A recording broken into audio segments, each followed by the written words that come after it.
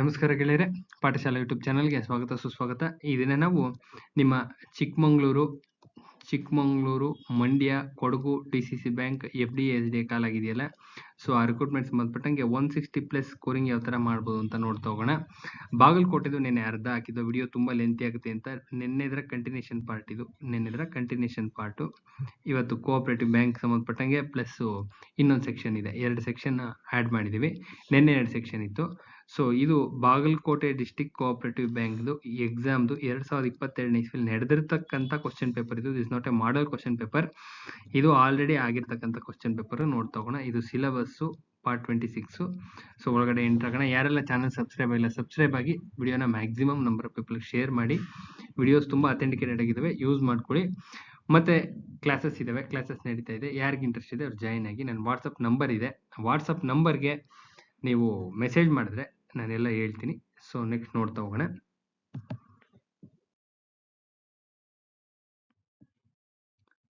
Cooperative first ನೋಡ್ತಾ ಹೋಗೋಣ. Cooperative ನೋಡ್ತಾ ಹೋಗೋಣ. ಕ್ಲಾಸಸ್ಸಲ್ಲಿ ಫಸ್ಟು GK, ಆನ್ಲೈನ್ ಕ್ಲಾಸಸ್ಸಲ್ಲಿ ಫಸ್ಟ್ GK ಮಾಡೋಣ ಅಂತ. ಫಸ್ಟ್ GK, ನೆಕ್ಸ್ಟ್ ಕನ್ನಡ, ಈ ರೀತಿ ಕಂಟಿನ್ಯೂ ಮಾಡೋಣ ಅಂತ. ವೆಡ್ನೆಸ್ಡೇ ಆನ್ವರ್ಡ್ಸು ಕ್ಲಾಸಸ್ ಸ್ಟಾರ್ಟ್ ಆಗ್ತಾ ಇದ್ದಾವೆ. ಯಾರಿಗೆ ಇಂಟ್ರೆಸ್ಟ್ ಇದೆ ಅವರು ಯಾರು ಸೀರಿಯಸ್ ಆಗಿ ಓದ್ತಾ ಇದ್ದೀರಾ, ಸೀರಿಯಸ್ ಆಗಿ ತೊಗೊಂಡಿದ್ದೀರಾ ಎಕ್ಸಾಮ್ಸ್ನ, ಖಂಡಿತವಾಗ್ಲೂ ಜಾಯ್ನ್ ಆಗಿ. ತುಂಬಾ ಯೂಸ್ ಆಗುತ್ತೆ. 160+ ಸ್ಕೋರಿಂಗ್ ಖಂಡಿತವಾಗ್ಲೂ ಮಾಡ್ಬೋದು, ಆರಾಮ್ಸೆ ಮಾಡ್ಬೋದು. ಅಷ್ಟು ಮೆಟೀರಿಯಲ್ ಇದೆ, ಅಥೆಂಟಿಕೇಟೆಡ್ ಮೆಟೀರಿಯಲ್ ಇದೆ, ಯೂಸ್ ಮಾಡ್ಕೊಳ್ಳಿ ಅಂತ ಹೇಳ್ತಾ ವಿಡಿಯೋ ಒಳಗಡೆ ಎಂಟಾಗೋಣ. 160+ ಸ್ಕೋರಿಂಗ್ ಬೇಕೇ ಬೇಕು ಫ್ರೀ ಸೆಲೆಕ್ಷನ್ ಆಗಬೇಕು ಅಂದರೆ. ಸೊ ಕ್ಲಾಸಸ್ ನಡೀತಾ ಇದೆ, ಯೂಸ್ ಮಾಡ್ಕೊಳ್ಳಿ ಅಂತ ಹೇಳ್ತಾ ಕೋಆಪರೇಟಿವ್ ಬ್ಯಾಂಕಿಂಗ್ ಬಗ್ಗೆ ನೋಡ್ತಾ ಹೋಗೋಣ. ಇದು ಓಲ್ಡ್ ಕ್ವಶನ್ ಪೇಪರ್ ಇಂದ ಮಾಡ್ತಾ ಇರೋದು, 2022 ಬಾಗಲಕೋಟೆದು. ಕೃಷಿ ಪತ್ತಿನ ಸಹಕಾರಿ ಸಂಘಗಳು ಯಾವ ಸ್ವಸಹಾಯ ಗುಂಪುಗಳಿಗೆ ಶೂನ್ಯ ಬಡ್ಡಿ ದರದಲ್ಲಿ ಸಾಲವನ್ನು ನೀಡಿವೆ ಅಂದ್ರೆ ಪರಿಶಿಷ್ಟ ಜಾತಿ ಸ್ವಸಹಾಯ ಗುಂಪುಗಳು ನೀಡಿದವೆ. ಸರಿಯಾದಂತ ಉತ್ತರ. ಈ ಕ್ವಶನ್ ಬೇಡ. ನೆಕ್ಸ್ಟ್ ಬಡವರ ಬಂಧು ಯೋಜನೆ ಏನಕ್ಕೆ ಸಂಬಂಧಪಟ್ಟಿದೆಯಪ್ಪ ಅಂದ್ರೆ ಬೀದಿ ವ್ಯಾಪಾರಿಗಳು ಮತ್ತು ಸಣ್ಣ ವ್ಯಾಪಾರಿಗಳಿಗೆ ಸಂಬಂಧಪಟ್ಟಿರ್ತಕ್ಕಂಥದ್ದು. ಇನ್ನ ಪತ್ತಿನ ಸಹಕಾರಿ ಸಂಘಗಳಲ್ಲಿ ಏಕರೂಪ ಲೆಕ್ಕ ಪತ್ರ ನಿರ್ವಹಣಾ ವ್ಯವಸ್ಥೆ ಯಾವ ವರದಿ ಮೂಲಕ ಜಾರಿಗೆ ತರಲಾಯಿತು? ಇಷ್ಟೇ ಬೇಕಾಗಿರೋದು. ಪತ್ತಿನ ಸಹಕಾರಿ ಸಂಘದಲ್ಲಿ ಏಕರೂಪ ಲೆಕ್ಕ ಪತ್ರ ನಿರ್ವಹಣಾ ಪದ್ಧತಿನ ವೈದ್ಯನಾಥನ್ ವರದಿ ಪ್ರಕಾರ ಜಾರಿಗೆ ತರಲಾಗುತ್ತೆ. ಇನ್ನು ಕೆಳಗಿನವುಗಳಲ್ಲಿ ಯಾವುದು ಕೃಷಿ ಅಡಮಾನ ಸಾಲಗಳ ಮೇಲಿನ ಬಡ್ಡಿ ಸಹಾಯಧನದ ಮಾನದಂಡ ಅಲ್ಲ ಅಂತ ಕೇಳಿದರೆ, ಮಾನದಂಡ ಅಲ್ಲ ಅಂತ. ಇಂಟ್ರೆಸ್ಟ್ ವಾರ್ಷಿಕ ಬಡ್ಡಿ ಪಾವತಿಸುವ ರೈತರ ಸಮಿತಿ, ಇದು ಮಾನದಂಡ ಆಗಿರೋದಿಲ್ಲ. ಇನ್ನು ಮಿಕ್ಕಿದ ಅಷ್ಟೂ ಮಾನದಂಡ ಆಗಿರುತ್ತೆ, ಓದ್ಕೋಬೇಕು ಇದನ್ನ. NRLM ಅಂದ್ರೆ ನ್ಯಾಷನಲ್ ರೂರಲ್ ಲೈವ್ಲಿಹುಡ್ ಮಿಷನ್ ಅಂತ, ಇಂಪಾರ್ಟೆಂಟ್ ಇದು. 1 ಎಕ್ಸ್ಪೆನ್ಷನ್ ಕೇಳ್ತಾ ಇರ್ತಾರೆ. ಇನ್ನು ಅಲ್ಪಾವಧಿ ಕೃಷಿ ಪತ್ತಿನ ಸಹಕಾರಿ ಸಂಘಗಳ ಪುನಶ್ಚೇತನ ಪ್ಯಾಕೇಜ್ ಯಾವ ಕಾರ್ಯಪಡೆ ಶಿಫಾರಸಿನಂತೆ ಅನುಷ್ಠಾನಗೊಂಡಿದೆ ಅಂದ್ರೆ ಅಲ್ಪಾವಧಿ ಕೃಷಿ ಪತ್ತಿನ ಸಹಕಾರಿ ಸಂಘಗಳ ಪುನಶ್ಚೇತನ ಪ್ಯಾಕೇಜ್ ಯಾವ ಕಾರ್ಯಪಡೆ ಶಿಫಾರಸಿನಂತೆ ಅನುಷ್ಠಾನಗೊಂಡಿದೆ ಅಂದ್ರೆ ವೈದ್ಯನಾಥನ್ ಅವರದ ಇದ್ರ ಪ್ರಕಾರ. ಇನ್ನು DCC ಸಹಕಾರ ಬ್ಯಾಂಕ್ ಯಾವ ಮಟ್ಟದಲ್ಲಿ ಕಾರ್ಯನಿರ್ವಹಿಸುತ್ತೆ ಅಂದ್ರೆ DCC ಇರೋದು ಜಿಲ್ಲಾ ಮಟ್ಟದಲ್ಲಿ, ಅಪೆಕ್ಸ್ ಇರೋದು ರಾಜ್ಯ ಮಟ್ಟದಲ್ಲಿ, ಗೊತ್ತಿರ್ಬೇಕು ನಿಮ್ಗೆ. ಇನ್ನ ಕೆಳಗಿನವುಗಳಲ್ಲಿ ಯಾವುದು ಸಹಕಾರ ಸಂಘದ ಉದ್ದೇಶ ಅಲ್ಲ ಅಂದ್ರೆ ಸ್ಥಳೀಯ ಮಟ್ಟದಲ್ಲಿ ಕೈಗಾರಿಕೆಗಳ ಪ್ರಾರಂಭಕ್ಕೆ ಪ್ರೋತ್ಸಾಹ ನೀಡೋದು ಉದ್ದೇಶ ಆಗಿರೋದಿಲ್ಲ. ಇನ್ನು ಪ್ರಾಥಮಿಕ ಮೌಲ್ಯವರ್ಧನ ಘಟಕ ಯೋಜನೆಯ ಉದ್ದೇಶ ಏನಪ್ಪಾ ಅಂದ್ರೆ ಕೃಷಿ ಉತ್ಪನ್ನಗಳ ಶೇಖರಣೆ ಮತ್ತು ಶುದ್ಧೀಕರಣ. ಯಶಸ್ವಿನಿ ಯೋಜನೆ ಏನಕ್ಕೆ ಮಾಡಿದ್ರಪ್ಪ ಗೌರ್ಮೆಂಟ್ ಅಂದ್ರೆ ಆರೋಗ್ಯ ರಕ್ಷಣಾ ಯೋಜನೆ ಆಗಿರುತ್ತೆ ಇದೊಂದು. ಇನ್ನ ಕುಟುಂಬಶ್ರೀ ಪದ್ಧತಿನ ಪರಿಚಯಿಸಿದವರು ಕೇರಳದವರು ಫಸ್ಟ್.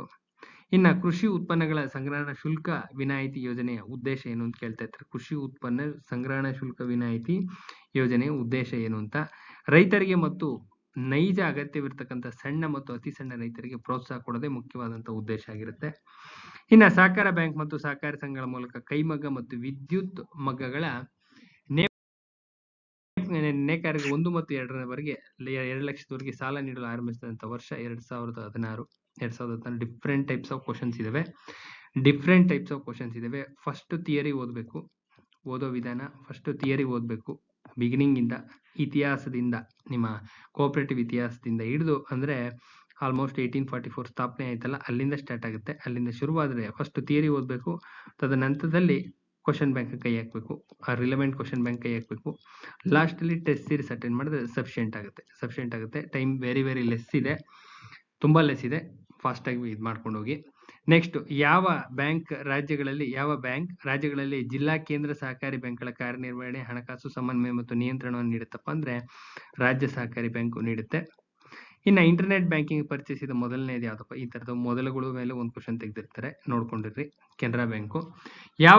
ಯಾವಾಗ ರಾಷ್ಟ್ರೀಯ ಕೃಷಿ ಮತ್ತು ಗ್ರಾಮೀಣ ಅಭಿವೃದ್ಧಿ ಬ್ಯಾಂಕ್ ಸ್ಥಾಪನೆ ಆಯ್ತಪ್ಪ ಅಂದ್ರೆ ಜುಲೈ 1982ರಲ್ಲಿ ಶಿವರಾಮನ್ ಕಮಿಟಿ ಪ್ರಕಾರ ಸ್ಥಾಪನೆ ಆಗುತ್ತೆ. ಕೃಷಿ ಮತ್ತು ಗ್ರಾಮೀಣ ಅಭಿವೃದ್ಧಿ ಬ್ಯಾಂಕ್ ಅಂದ್ರೆ ನಬಾರ್ಡ್ಗೆ ಈ ತರ ಕರೀತಾರೆ. ಇನ್ನ ಡಿಸಿಸಿ ಬ್ಯಾಂಕ್ಗಳು ಯಾವ ನಿಬಂಧನೆಗಳ ಅಡಿಯಲ್ಲಿ ನೋಂದಾಯಿಸಲ್ಪಡ್ತಾವಪ್ಪ ಅಂದ್ರೆ ರಾಜ್ಯ ಸಹಕಾರಿ ಸಂಘಗಳ ಕಾಯ್ದೆ 1959 ಅಂಡರಲ್ಲಿ ನೋಂದಾಯಿಸಲ್ಪಡ್ತವೆ. ಇನ್ನ TAFCUB ಅಂತ ಅಂದ್ರೆ ಏನಪ್ಪಾ ಅಂದ್ರೆ ಸಹಕಾರ ನಗರ ಬ್ಯಾಂಕುಗಳ ಕಾರ್ಯಪಡೆಗೆ TAFCUB ಅಂತೇಳಿ ಕರೀತಾರೆ. ಇನ್ನ ಭಾರತದ ಬಹುರಾಜ್ಯ ಸಹಕಾರಿ ಸಂಘಗಳ ಕಾಯ್ದೆ 2002 ತನ್ನ 2ನೇ ಶೆಡ್ಯೂಲ್ನಲ್ಲಿ ಡ್ಯಾಶ್ ಅನ್ನ ಸಂಯೋಜಿಸಿದೆ ಅಂದ್ರೆ ಸಹಕಾರಿ ಮೌಲ್ಯಗಳು ಮತ್ತು ತತ್ವಗಳನ್ನ ಸಂಯೋಜಿಸಿದೆ.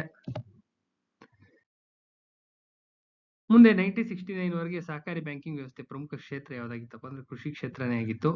ಕೆಳಗಿನಲ್ಲಿ ಯಾವುದು ಗ್ರಾಮೀಣ ಬ್ಯಾಂಕ್ಗಳಿಗೆ ಕೋರ್ ಬ್ಯಾಂಕಿಂಗ್ ಮೂಲ ಸೌಲಭ್ಯವನ್ನು ಒದಗಿಸಿದೆ ಅಂದ್ರೆ ನಬಾರ್ಡ್ ಒದಗಿಸಿರ್ತಕ್ಕಂಥದ್ದು. ಇನ್ನ ಸ್ವಸಹಾಯ ಗುಂಪು ಬ್ಯಾಂಕ್ ಲಿಂಕ್ ಕಾರ್ಯಕ್ರಮವನ್ನು ಮೊದಲು ಪ್ರಾರಂಭಿಸಿದ್ದು ಸ್ವಸಹಾಯ ಗುಂಪು ಬ್ಯಾಂಕ್ ಲಿಂಕ್ ಅಂತಕ್ಕಂಥದ್ದು ಒಂದು ಪ್ರೋಗ್ರಾಮು, ಅದನ್ನು ಪ್ರಾರಂಭಿಸಿದ್ದು ನಬಾರ್ಡ್ ಅವರು. RBI ನ ಮೊದಲನ ಗವರ್ನರು CD ದೇಶ್ಮುಖ್ ಅವರು. ಇನ್ನ MFAL ಅಂದ್ರೆ ಮ್ಯಾನುಫ್ಯಾಕ್ಚರಿಂಗ್ ಫಾರ್ಮರ್ಸ್ ಅಗ್ರಿಕಲ್ಚರ್ ಲೇಬರ್ ಅಂತ ಎಕ್ಸ್ಪಾನ್ಷನ್ ಮೇಲೆ ಕ್ವಶನ್ ತೆಗಿತಾ ಇರ್ತಾರೆ. ಇನ್ನ ನಿಮ್ಮ GK ನೋಡ್ತಾ ಹೋಗೋಣ. GK ಅಂದ್ರೆ ಇದು GS ಬೇರೆ GKನೇ ಬೇರೆ. ಗೊತ್ತಿರ್ಲಿ ಕ್ಲಾಸಸ್ ಅಲ್ಲಿ ತುಂಬಾ ನೀಟಾಗಿ ಅಚ್ಚುಕಟ್ಟಾಗಿ ಮಾಡಿಸ್ತೀವಿ. ಏನಿದೆ ಅಚ್ಚುಕಟ್ಟಾಗಿ ನಿಮ್ಮ 160+ ಸ್ಕೋರಿಂಗ್ ಎಷ್ಟು ಬೇಕೋ ಅಷ್ಟು ವ್ಯವಸ್ಥೆ ಮಾಡಿರ್ತೀವಿ. ಕ್ಲಾಸಸ್ಗೆ ನಡೀತಾ ಇದೆ, ಸ್ಟಾರ್ಟ್ ಆಗುತ್ತೆ, ವೆಡ್ನೆಸ್ಡೇ ಸ್ಟಾರ್ಟ್ ಆಗುತ್ತೆ. ಯಾರಿಗೆ ಇಂಟ್ರೆಸ್ಟ್ ಇದೆ ಅವ್ರು ಬಂದು ಜಾಯ್ನ್ ಆಗ್ಬೋದು ಅಂತ ಹೇಳ್ತಾ GK ಪೋರ್ಷನ್ ನ ಕಂಟಿನ್ಯೂ ಮಾಡೋಣ. ಪ್ರಧಾನಮಂತ್ರಿ ವಯೋವಂದನಾ ಯೋಜನೆಯ ಗುರಿ ಏನು ಅಂತ ಕೇಳಿದ್ರೆ ಇಷ್ಟೇ ಬೇಕಾಗಿದೆ. ವಯೋವಂದನಾ ಯೋಜನೆ ಏನಪ್ಪಾ ಅಂದ್ರೆ ವಯಸ್ಸಾದವ್ರನ್ನ ರಕ್ಷಿಸೋದು ಮತ್ತು ಸಾಮಾಜಿಕ ಭದ್ರತೆ ಕಲ್ಪಿಸೋದು. ಇದು ಸ್ಕೀಮ್ ಮೇಲೆ ಕೇಳಿದ್ದಾರೆ, ಸ್ಕೀಮ್ ಮೇಲೆ ಗೊತ್ತಿರ್ಬೇಕು ನಿಮ್ಗೆ.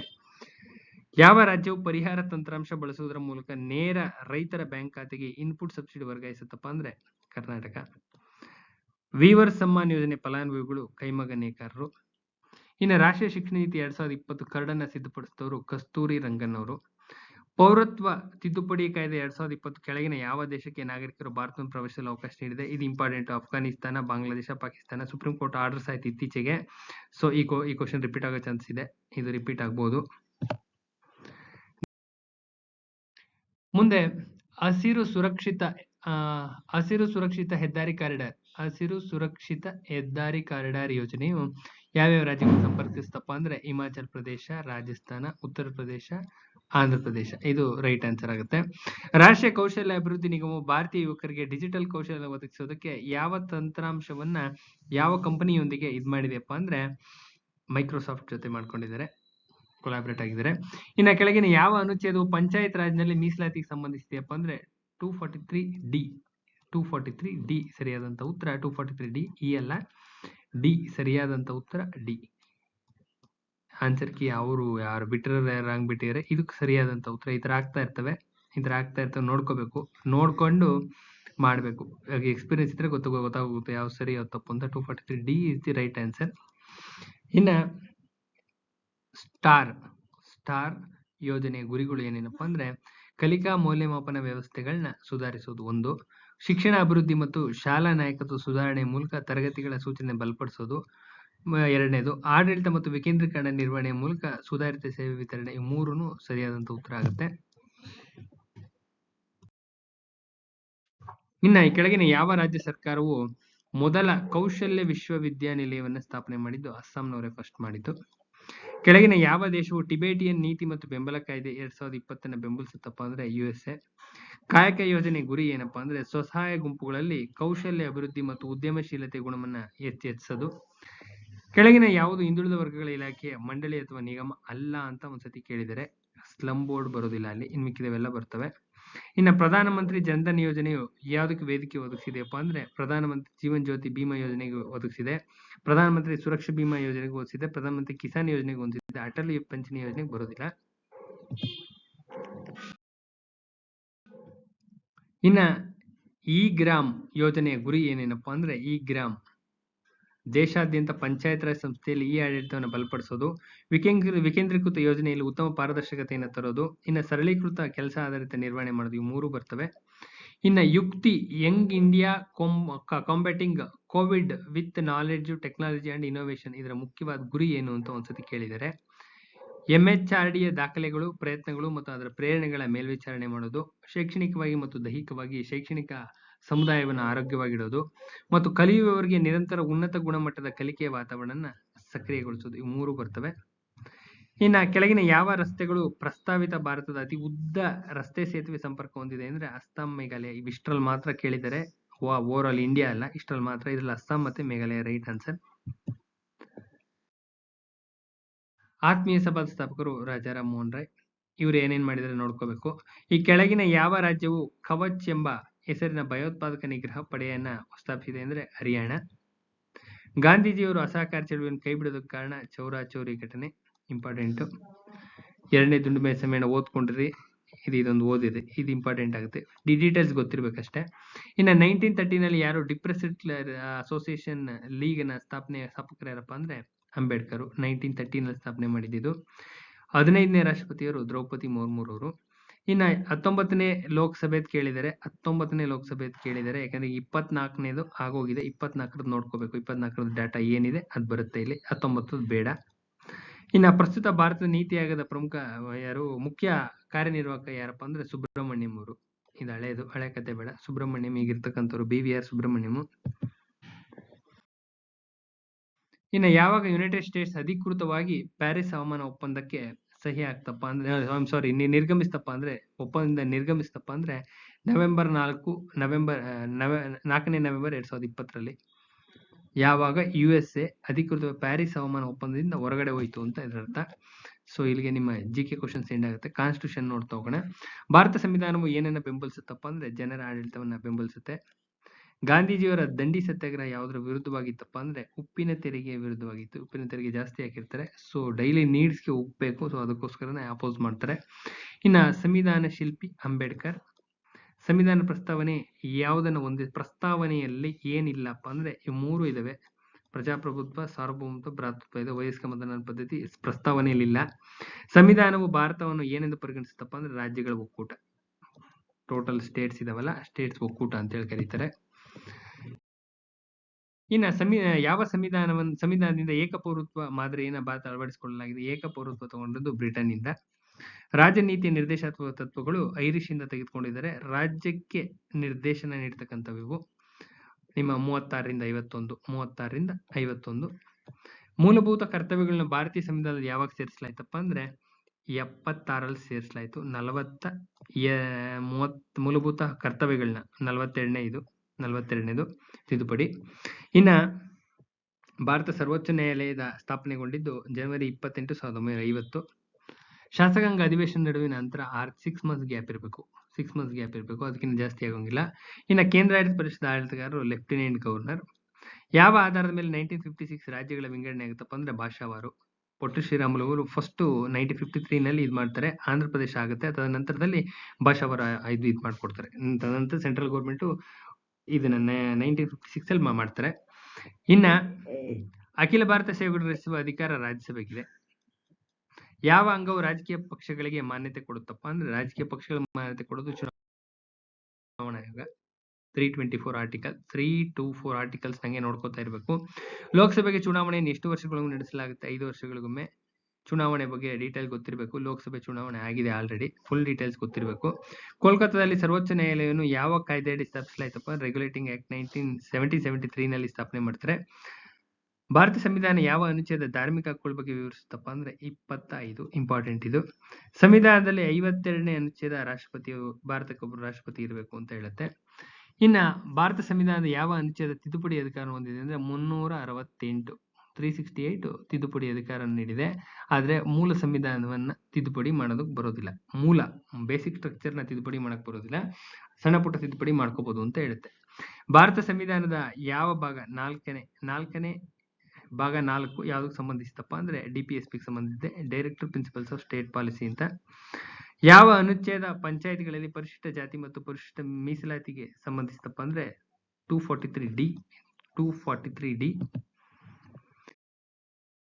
ಇನ್ನ ಸುಪ್ರೀಂ ಕೋರ್ಟ್ ನ್ಯಾಯಮೂರ್ತಿಗಳು ಯಾವುದರಿಂದ ನೇಮಕಗೊಳ್ತಾರಪ್ಪ ಅಂದ್ರೆ ರಾಷ್ಟ್ರಪತಿಗಳಿಂದ ನೇಮಕಗೊಳ್ತಾರೆ. ರಾಷ್ಟ್ರಪತಿಗಳು ಕೊಲಿಜಿಯಂ ಅಂತ ಇರುತ್ತೆ, ಕೊಲಿಜಿಯಂ ಮುಖಾಂತರ ನೇಮಕ ಆಗ್ತಾರೆ. ರಾಜ್ಯಸಭಾ ಸದಸ್ಯರ ಸಂಖ್ಯೆ 250. ರಾಜ್ಯಸಭೆ ರಾಜ್ಯಸಭೆ ಈ ಕೆಳಗಿನ ಯಾವ ವಿಷಯದಲ್ಲಿ ಲೋಕಸಭೆಯಷ್ಟೇ ಸಮಾನ ಅಧಿಕಾರ ಹೊಂದಿದೆ ಅಂದ್ರೆ ಸಂವಿಧಾನ ತಿದ್ದುಪಡಿ ಆಗಬೇಕು ಅಂದ್ರೆ ಎರಡೂ ಇದರಲ್ಲೂ ಮೆಜಾರಿಟಿ ಪಾಸ್ ಆಗಬೇಕು. ನಿಮ್ಮ ಲೋಕಸಭಾ ಮತ್ತು ರಾಜ್ಯಸಭಾ ಎರಡರಲ್ಲೂ ಮೆಜಾರಿಟಿ ಪಾಸ್ ಆದ್ರೆ ಮಾತ್ರ ಆಗುತ್ತೆ. ಈಗ ಹಣಕಾಸು ಮಸೂದೆಗೆ ಸಂಬಂಧಿಸಿದಂತೆ ತೆಗೆದುಕೊಂಡ್ರೆ ಲೋಕಸಭೆಗೆ ಮಾತ್ರ ಇದೆ ಅಧಿಕಾರ, ಮ್ಯಾಕ್ಸಿಮಮ್ ಇದೆ. ರಾಜ್ಯಸಭೆಗೆ ಅಂತ ಅಧಿಕಾರ ಇಲ್ಲ, ಯಾವ ಕಾರಣಕ್ಕೂ ಇಲ್ಲ. ಕೆಲವೊಂದು 14 ಡೇಸ್ ಏನೋ ಇಟ್ಕೋಬಹುದು, ಅಷ್ಟು ಬಿಟ್ರೆ ಇನ್ನೇನು ಇಲ್ಲ. ಸೊ ಈ ರೀತಿ ಡಿಫ್ರೆನ್ಸಿಯೇಷನ್ ಕೇಳ್ತಾ ಇರ್ತಾರೆ. ಇನ್ನ 18 ಆರ್ಟಿಕಲ್ ಏನಕ್ಕೆ ಸಂಬಂಧಿಸಿದಪ್ಪ ಅಂದ್ರೆ ಅಬಾಲಿಷನ್ ಆಫ್ ಟೈಟಲ್ಸ್ ಅಂತ ಬರುತ್ತೆ. ಅಬಾಲಿಷನ್ ಆಫ್ ಟೈಟಲ್, ಶೀರ್ಷಿಕೆಗಳ ರದ್ದು, ಯಾವುದೇ ರೀತಿಯಾದಂತ ಬಿರುದು ಬಾವಲಿಗಳನ್ನ ಯಾರಿಗೂ ಕೊಡೋಂಗಿಲ್ಲ ಅಂತ, ಎಕ್ಸೆಪ್ಟ್ ಭಾರತದಲ್ಲಿ ಕೊಡ್ತಕ್ಕಂಥ ಅವಾರ್ಡ್ಸ್ ಬಿಟ್ಟು. ಭಾರತದಲ್ಲಿ ಅದು ಸುಪ್ರೀಂ ಕೋರ್ಟ್ ಆರ್ಡರ್ಸ್ ಇದೆ, ಕೊಡ್ಬೋದು ಅಂತ ಆಗುತ್ತೆ. ಭಾರತ ರತ್ನ ಅವೆಲ್ಲ ಕೊಡ್ಬೋದು ಅಂತ ಆಗುತ್ತೆ, ಅವೆಲ್ಲ ಅವಾರ್ಡ್ಸ್ ಇದ್ರಲ್ಲಿ ಬರೋದಿಲ್ಲ. ಇಲ್ಲಿಗೆ ಈ ಪೇಪರ್ ಎಂಡ್ ಆಗುತ್ತೆ. ಸೊ ವಿಡಿಯೋ ತುಂಬಾನೇ ಲೆಂತ್ ಆಗುತ್ತೆ ಅಂತ ಹೇಳಿ ಸ್ವಲ್ಪ ಫಾಸ್ಟ್ ಆಗಿ ಇದು ಮಾಡಿದೆ ಅಷ್ಟೇನೆ.